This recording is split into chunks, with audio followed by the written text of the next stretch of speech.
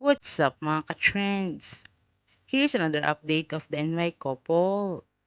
On the day 5 on the NY couple in Italy, they had a beautiful rehearsal for the wedding of their friends Kimberly Ann and Mark Payne.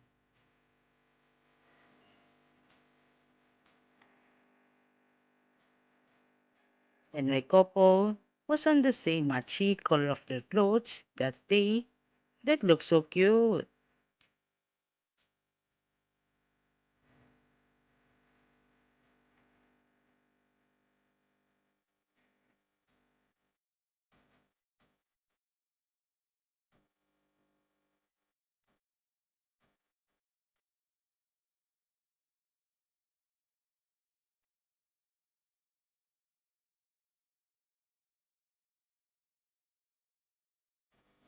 The NY couple was spotted together and looked so sweet behind the scene, and Russell's fear band was spotted getting emotional when Mark Payne and Kimberly Ann started to talk them.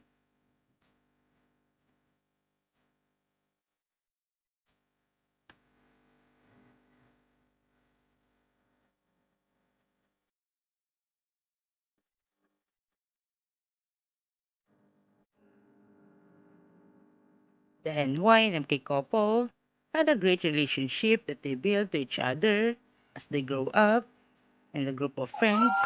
They started their friendship when they had a great series together.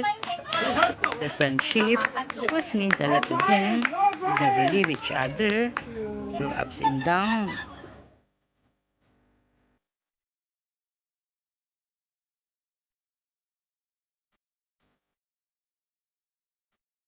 And the fans were so happy to see them both to be united in every step of the way.